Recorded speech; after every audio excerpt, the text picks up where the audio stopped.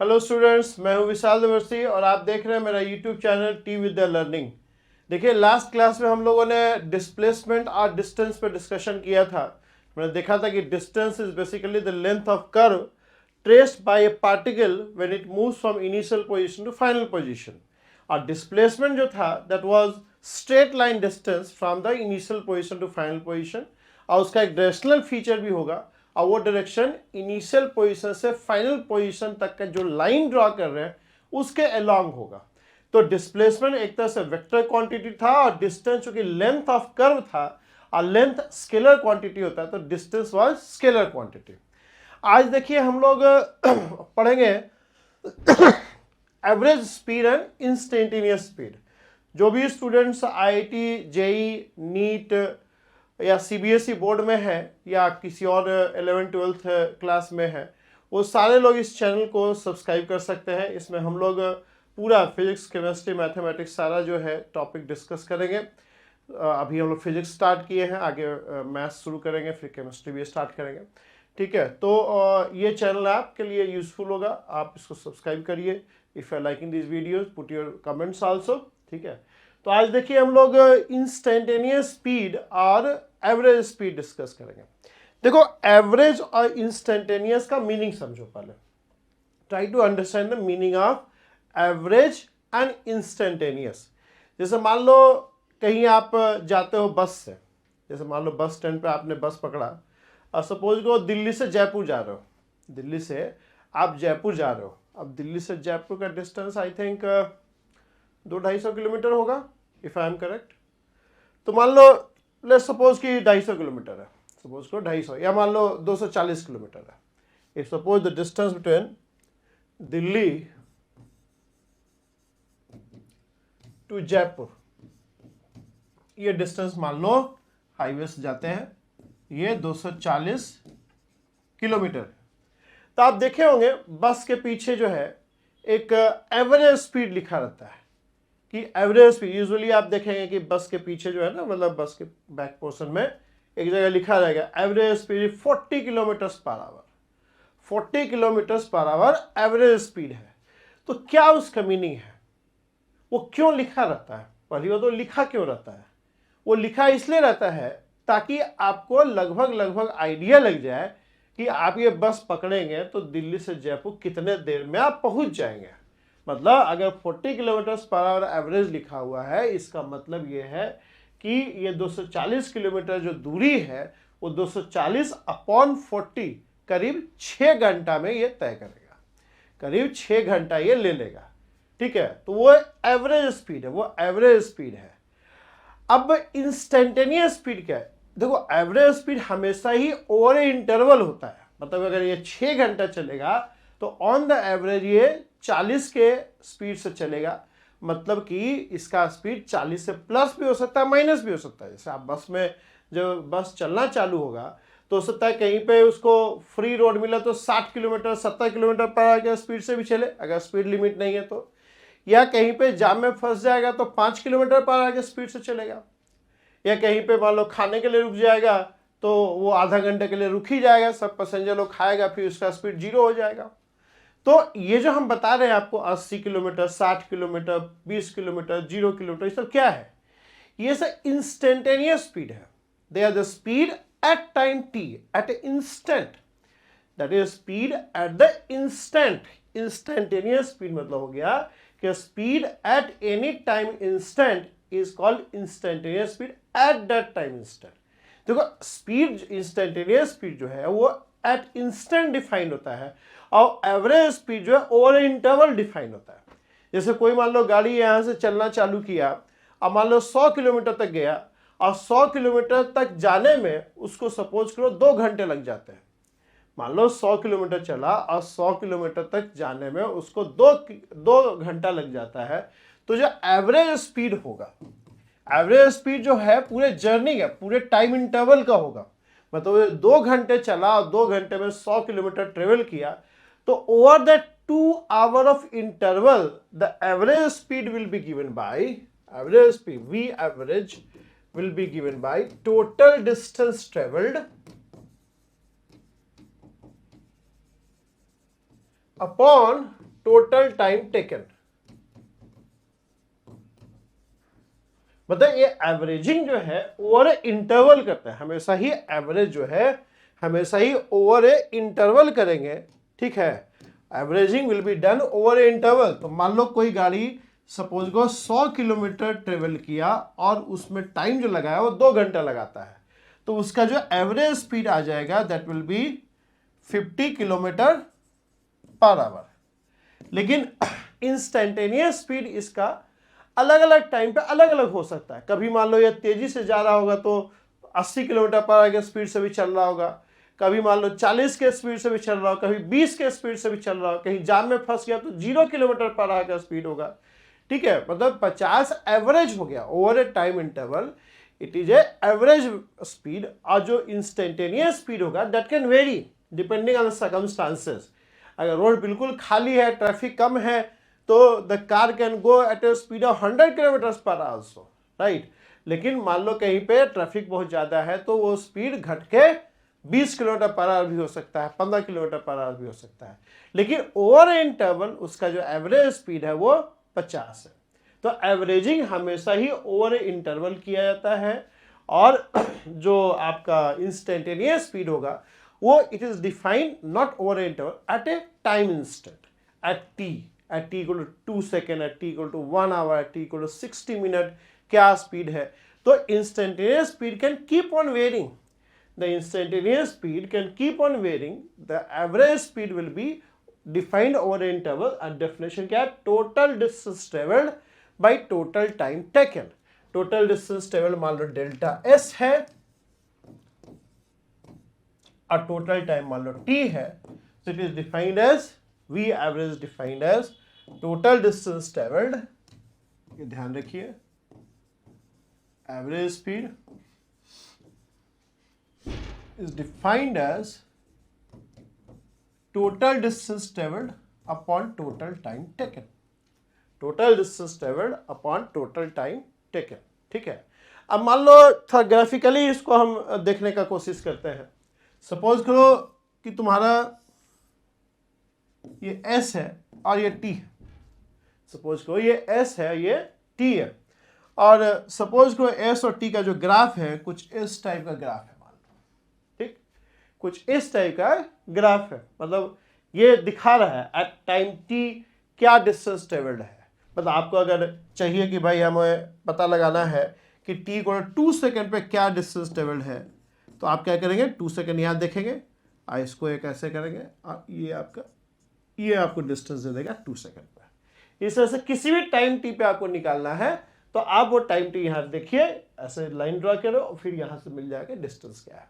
तो मान लो ये ग्राफ है, ठीक, आइए मान लो टी को 0 है और ये सपोज करो एंड पॉइंट है, मतलब जर्नी एंड हो जा रहा है टी को t नॉट पे, ठीक है।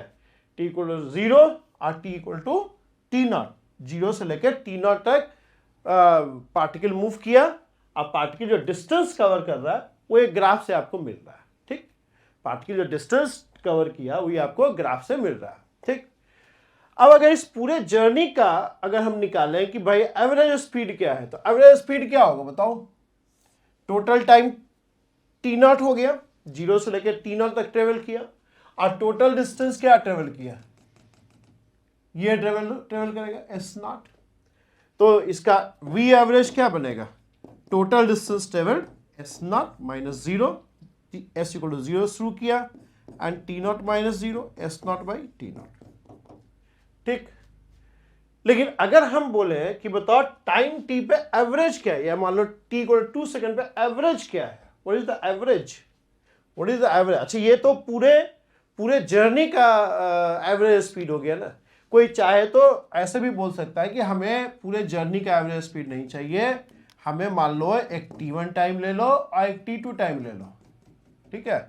और t1 से लेकर t2 तक, t1 से लेकर t2 तक क्या एवरेज है, t1 से लेकर t2 तक हमारा मान लो इस पूरे जर्नी का एक छोटा सा हिस्सा ले लिया हमने कि t1 से t2 तक क्या एवरेज स्पीड था। तो आप क्या करोगे, t1 पे देखोगे क्या डिस्टेंस ट्रेवल किया, t1 तक क्या डिस्टेंस ट्रेवल किया, t2 तक क्या डिस्टेंस ट्रेवल किया, ठीक है। अब फिर क्या करोगे, आप T1 से T2 के बीच में इस टाइम इंटरवल में, ये जो टाइम इंटरवल है आपका डेल्टा T, ये जो टाइम इंटरवल है which is equal to T2 minus T1, इस दौरान आपका डेल्टा S क्या हुआ? Delta S will be S2 minus S1। अब अगर मान लो इस डेल्टा T में कोई एवरेज स्पीड आपसे पूछता है तो एवरेज स्पीड क्या हो जाएगा? V average is going to be delta S upon delta T and that would be simply S2 minus S1 by T2 minus T1। ठीक है, तो एवरेजिंग जरूरी नहीं कि पूरे टाइम इंटरवल पूरे जर्नी का हो, उस जर्नी के एक छोटे से टाइम इंटरवल के बीच में भी आप उसके एक छोटे से टाइम इंटरवल के ऊपर भी आप एवरेजिंग कर सकते हैं। सो this is average speed over A interval which begins at T1 and ends at T2। ठीक है, तो this is average speed, this is your average speed. समझ में आ रहा है आपको? ये एवरेज स्पीड हो जाएगा। ओके, अच्छा कैलकुलस वाइज देखें थोड़ा आप, तो S2 माइनस S1 क्या है? S2 minus S1 is this distance. ठीक, और T2 माइनस T1 क्या है? T2 minus T1 is this distance. ये क्या हो गया? ये हो गया एक तरह से टेंजेंट, ये हो गया tan ऑफ, ये हो गया आपका, ये जो अगर लाइन ऐसे ड्रॉ कर दें हम लोग, अगर इस तरह से हम लोग लाइन ड्रॉ कर दें यहां से इनिशियल पॉइंट से फाइनल पॉइंट तक, ये लाइन अगर ड्रॉ कर दें तो ये हो जाएगा आपका actually tan of this angle theta. tan of this theta will be S2 minus S1 by T2 minus T1। मतलब एक हमने कॉर्ड ज्वाइन कर दिया, उस कॉर्ड का टेंजेंट हो जाएगा। अच्छा ठीक, अब अगर इसी में आपसे पूछे कि बताओ टाइम t इक्वल टू से T1, सॉरी T1 नहीं T3, दूसरा ग्राफ ले लेते हैं, इसमें थोड़ा सा ना गिजबिज हो जाएगा। तो एवरेज स्पीड तो समझ में आ रहा है आप लोग को। अब मान लो इंस्टेंटेनियस स्पीड को कैसे निकलेगा? How will you find instantaneous speed?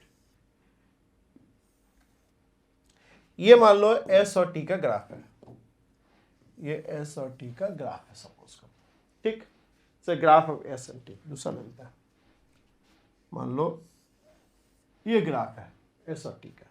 ठीक, अब मान लो कि हमें निकालना है कि T इक्वल टू T0 पे, at T equal to T0 what is the instantaneous speed? What is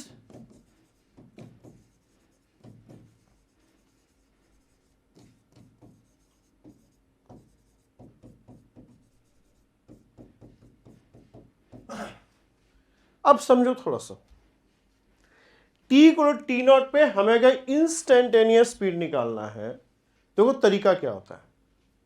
आपको ये तो समझ में आ रहा था कि ओवर डेल्टा T अगर हमें एवरेज स्पीड निकालना है तो उस केस में हम क्या करेंगे? Over delta T distance travel निकाल देंगे और डेल्टा T से डिवाइड कर देंगे। ठीक, इंस्टेंटेनियस स्पीड देखो, instantaneous speed is basically speed at a time instant. आपको T0 पे मान लो इस इंस्टेंट पे, मतलब इस पर्टिकुलर इंस्टेंट, जैसे गाड़ी आप चलाते हो जो मीटर में दिखाता है ना आपको, जो स्पीडोमीटर होता है उसमें क्या दिखाता है? उसमें आपको इंस्टेंटेनियस स्पीड दिखाता है, कभी 40, कभी 50, कभी 60, कभी 70, ऐसे जो दिखाता है आपको, वो इंस्टेंटेनियस स्पीड, उस पर्टिकुलर इंस्टेंट पे वो स्पीड आपको दिखाता है। तो किसी भी टाइम इंस्टेंट पे अगर आपको इंस्टेंटेनियस स्पीड निकालना है तो आप देखो तरीका क्या होता है। आप T0 के पास एक dt टाइम इंटरवल कंसिडर करोगे। विल कंसिडर, मान लो T0 ना यूज करके T ही लिख दे हम, मान लो कि हमें टाइम T पे किसी भी एक आर्बिट्रेरी टाइम T पे हमें निकालना है instantaneous speed. So this is time T। ठीक, तो हम लोग करते क्या है? We consider a time interval infinitesimally small time interval. We consider a infinitesimally small time interval dt. We consider a infinitesimally small time interval. ये time interval कितना हो गया? This time interval is dt. ठीक है, this is dt. ठीक है, अब इस dt टाइम इंटरवल पे हम लोग क्या करते हैं, we just try to calculate the distance traveled in this dt time interval. अब dt क्या है, इनफाइनेटेसिमली वेरी स्मॉल है, dt जो है इनफाइनेटेसिमली वेरी स्मॉल है। तो सपोज करो let the instantaneous speed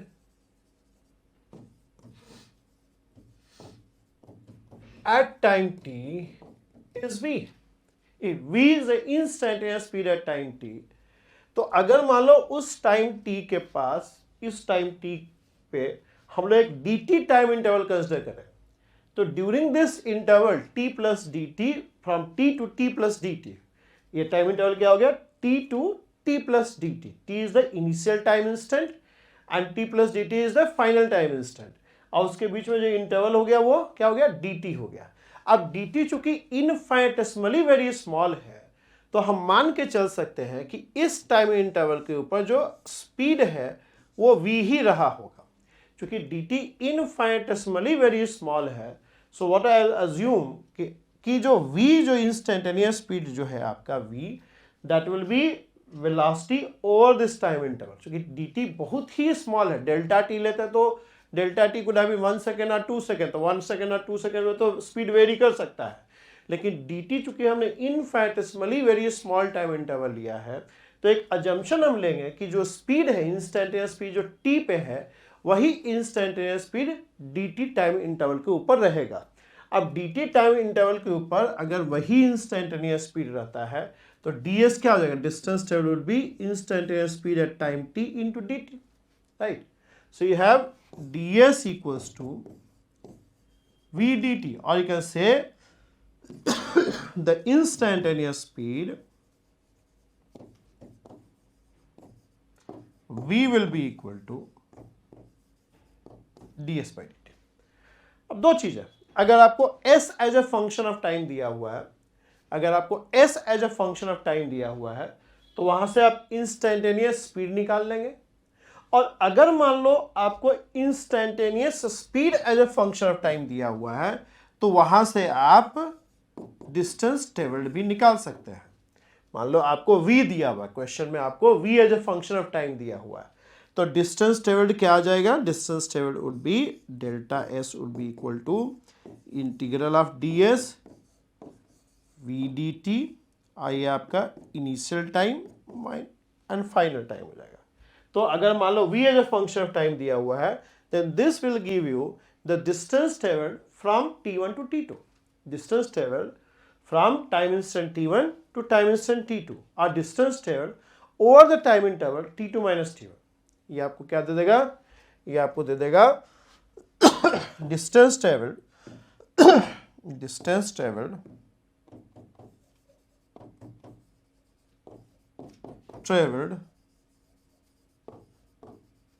over time interval delta t equals to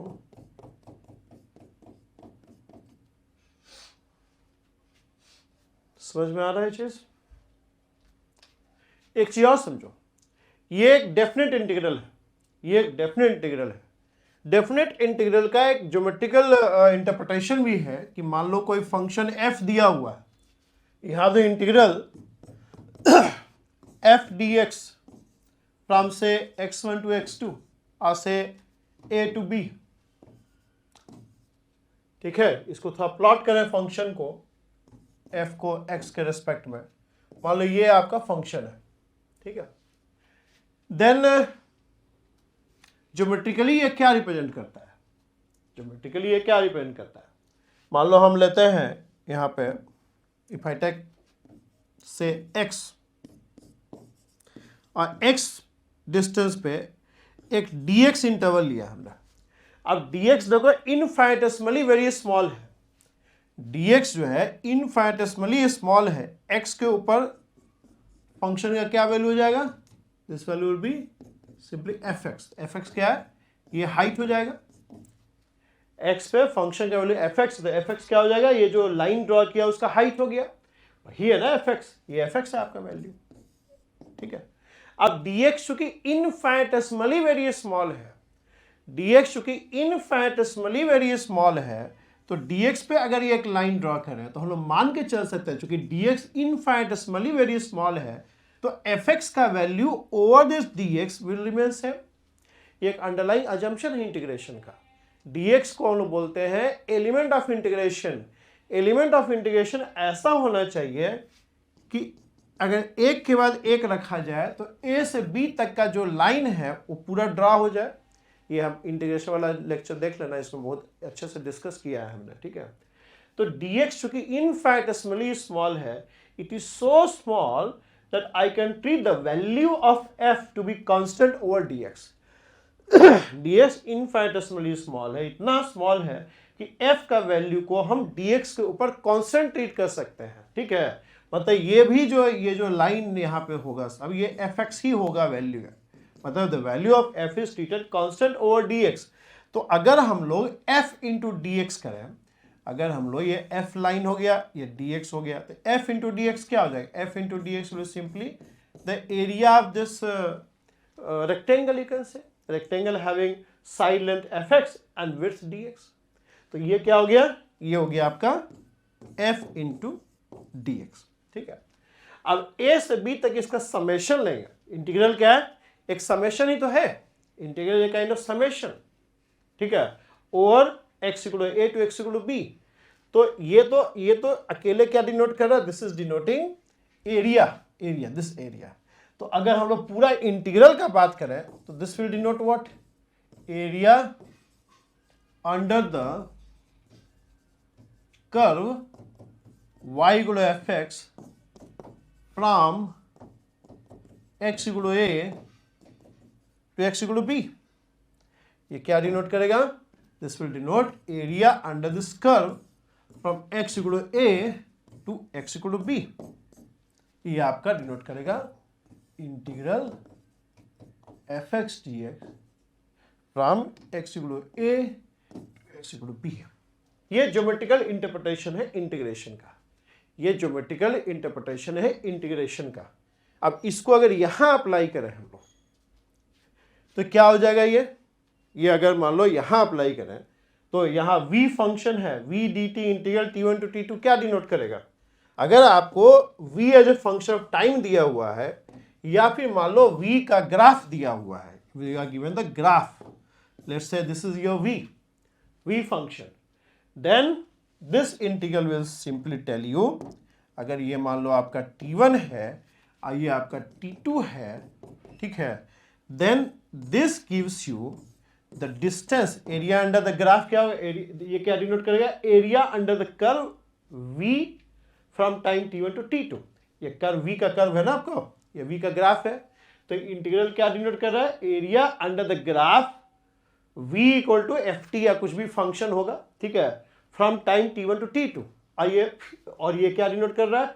distance travelled over the time interval t2 minus t1। so this area actually represent distance traveled over delta t equals to t2 minus t1, ठीक है। तो अगर v का graph दिया हुआ तो area से भी आप डिस्टेंस निकाल सकते हैं। अगर एरिया कैलकुलेट कर लेते हैं तो वहां से भी डिस्टेंस आपका निकल जाएगा, ठीक है। जितना टाइम इंटरवल होगा t1 टू t2, जिस टाइम इंटरवल निकालना है उसी टाइम इंटरवल को यहाँ ले लेंगे। मान लो t1 t2 नहीं दिया है आपको, t3 t4 कर रहा है तो t3 से t4 तक का इंटरवल ले लेंगे आप, ठीक है, t3 से t4 तक का टाइम तक इंटरवल ले लेंगे और ये एरिया निकाल लेंगे। So this area will give you the distance travelled by the particle from t3 to t4, ठीक है, ऐसे आपको मिल जाएगा। So I hope you understand instantaneous speed and average speed, ठीक है।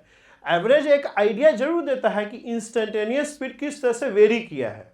अगर मान लो एवरेज 40 किलोमीटर पर आवर है तो हम कह सकते हैं कि instantaneous speed of the particle will be here and there about 40।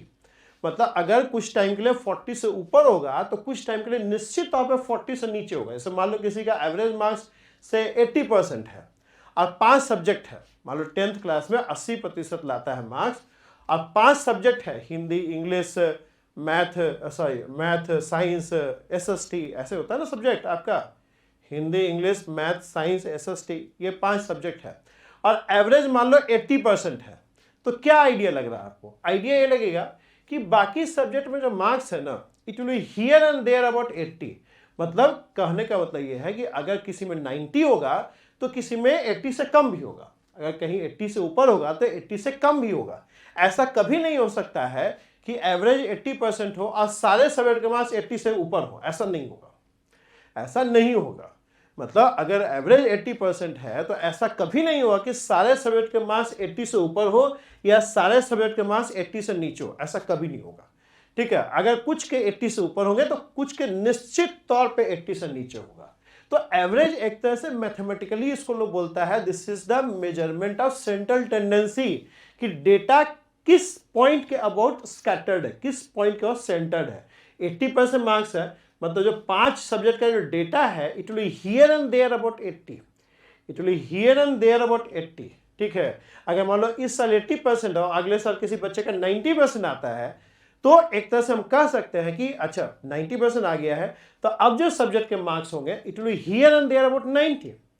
मतलब कहीं पे 90 से ऊपर होगा तो कहीं पे 90 से नीचे भी होगा, कहीं पे 90 से ऊपर होगा तो किसी सब्जेक्ट का मार्क्स 90 से नीचे भी होगा। तो एवरेज मूव करता है तो बाकी भी सब्जेक्ट के मार्क्स अपवर्ड ट्रेंड शो कर रहे हैं। ऐसा कभी नहीं होगा कि मार्क्स वही रह गया और एवरेज 80 से 90 हो गया, वैसा नहीं होगा।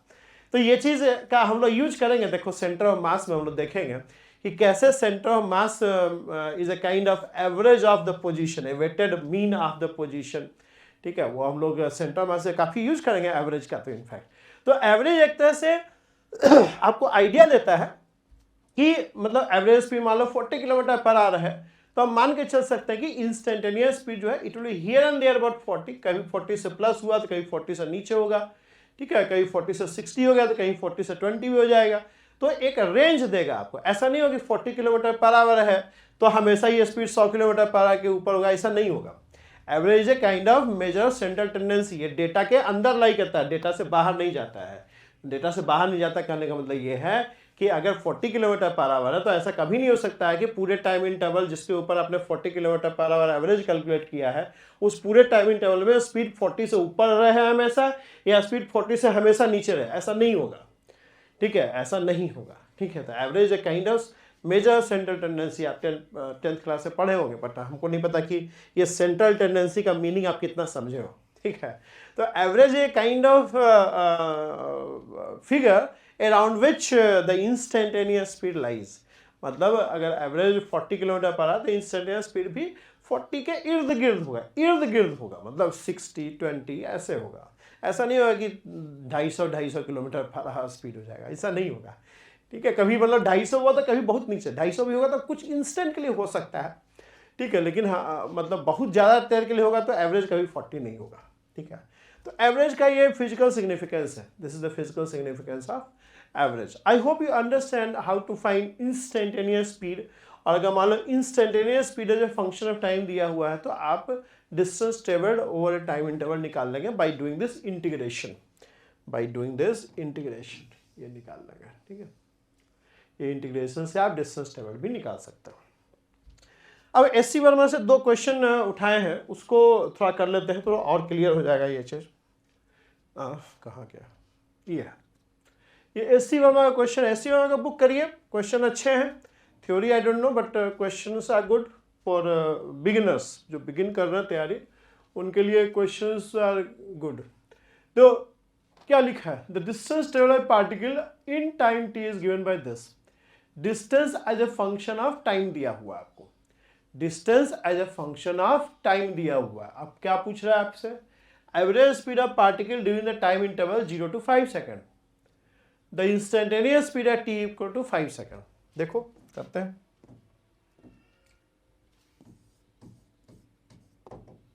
आपको s equals to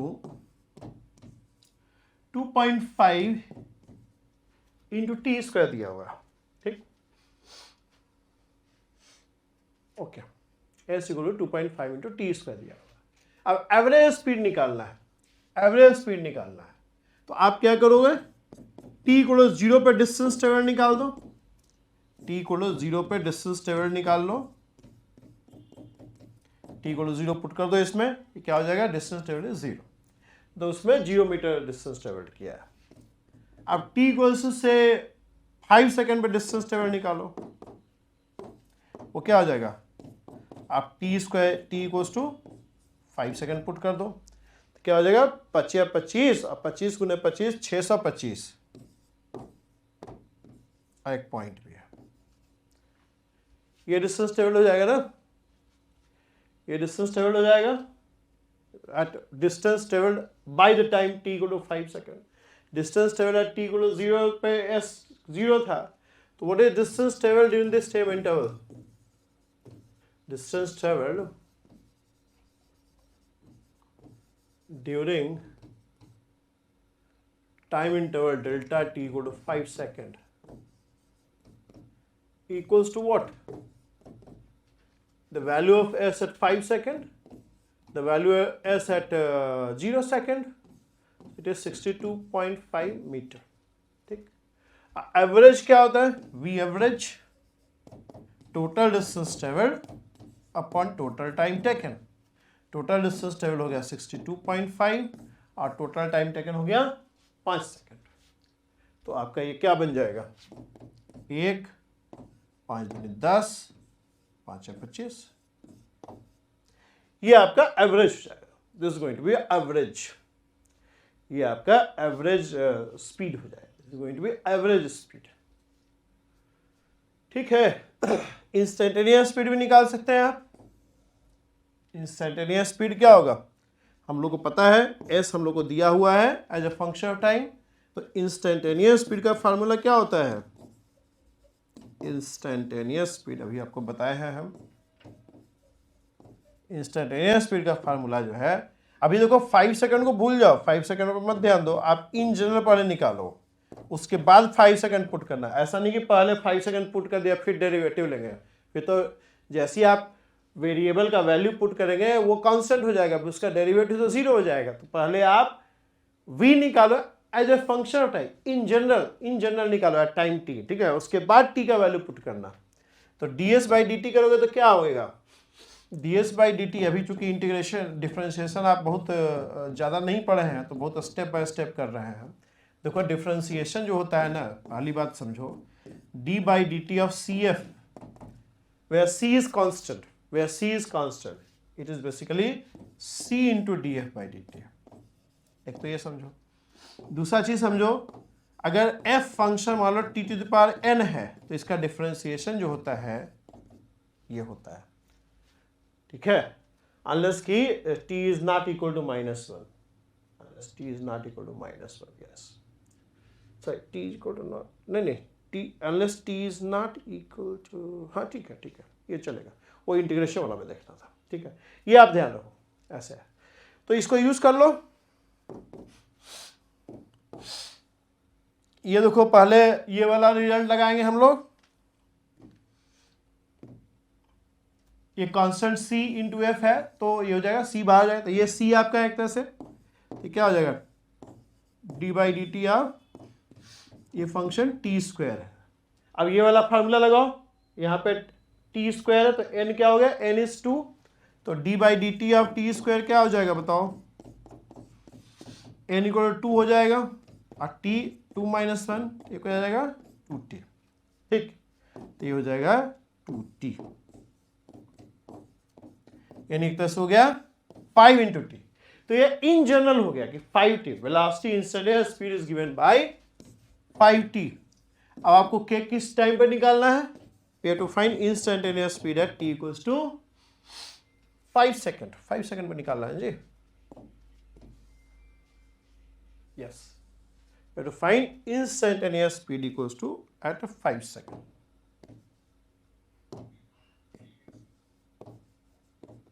the instantaneous speed will be given by t equal to 5, ये हो जाएगा, ये इंस्टेंटेनियस स्पीड हो जाएगा t इक्वल टू 5 सेकंड पर, ये इंस्टेंटेनियस स्पीड हो जाएगा t इक्वल टू 5 सेकंड पर, समझ में आ रहा है चीज आपको, कोई भी डाउट हो you always put in the comments, ठीक है, I will reply that, you always put in the comment, I will reply that, okay. ये देखो, ये भी क्वेश्चन एस.सी. वर्मा की किताब से है। देखो क्या बोल रहा है, the figure show the speed versus time graph for the particle, find the speed travelled by the particle during time interval t = 0 to t = 3 second. मैं आपको बताया था, देखो यहाँ पे ना आप याद करो, ये जो चीज़ बताया था मैंने आपको कि अगर आपको वेलोसिटी टाइम ग्राफ दिया हुआ है, वेलोसिटी टाइम का ग्राफ दिया हुआ है, तो ये आपको बताता है distance travelled during the time interval t2 to t1 to t2। ये क्या होता है, this is basically area under the curve, area under the curve. मान लो ये t1 है, अच्छा ये नीचे ड्रा किया है मैंने, एरिया अंडर द कर्व, ये t1 है t2 है, तो ये एरिया बेसिकली ये इंटीग्रल देता है, यानी ये एरिया क्या हो जाएगा, distance travel during the time interval delta T from t1 to t2। आप समझ गए ना, ये इस टाइम इंटरवल में डिस्टेंस ट्रेवल ये एरिया से निकल जाएगा। तो यही चीज को अप्लाई कर दीजिए वहां पे, आपको क्या निकालना है, 0 से लेके 3 सेकंड तक निकालना है। आइए वेलोसिटी का ग्राफ दे रखा है आपको, तो the distance travelled would be what, this area, distance travelled would B this area. और ये एरिया क्या है बताओ, 1/2 into base into height, base आपका 3 है और हाइट क्या है 6 है, ये ग्राफ देखो 6 है ना, तो क्या हो जाएगा 9 मीटर, 9 मीटर। सो ये इसका थ्योरी तो डिस्कस कर रखा है ना पीछे, वो पीछे देख लो एक बार। तो इस तरह से आपका ये सवाल हो जाएगा। तो okay, so we have discussed instantaneous speed and average speed. We have discussed average speed and instantaneous speed. अब नेक्स्ट क्लास में हम लोग करेंगे average velocity and instantaneous velocity. Speed, instantaneous speed और एवरेज स्पीड, ये तो आपका length of distance travelled, length of the curve which is traced bye the particle moving from t1 to t2, इस type का था। Length of curve is always scalar, तो उसका derivative भी स्केलर हो जाएगा। तो ये तो स्केलर क्वांटिटी था, एवरेज स्पीड और instantaneous speed, they're scalar quantities.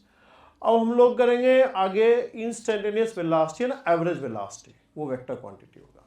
Okay, so you are watching T with the learning YouTube channel and I am Vishal Devarshi. जो भी स्टूडेंट्स IIT JEE नीट या CBSE बोर्ड या और कोई स्टेट बोर्ड में है, 11th-12th में पढ़ रहे हैं, वो सारे लोग इस चैनल को सब्सक्राइब कर सकते हैं, ठीक है। या जो फिजिक्स का बेसिक्स को ब्रश अप कर रहे हैं, आगे के क्लास में ग्रेजुएशन पोस्ट ग्रेजुएशन में हैं, लेकिन फिजिक्स का बेसिक्स थोड़ा भूल गए हैं, वो लोग भी इस, या जो भी फिजिक्स का ज्ञान चाहते हैं, नॉलेज लेना चाहते हैं या मैथ्स का नॉलेज गेन करना चाहते हैं, वो सारे लोग इस चैनल को सब्सक्राइब कर सकते हैं। If you liking this videos, you do share this videos and put your comments and subscribe to my channel and try to tell others also to subscribe this channel. Okay, thank you very much and have a good day.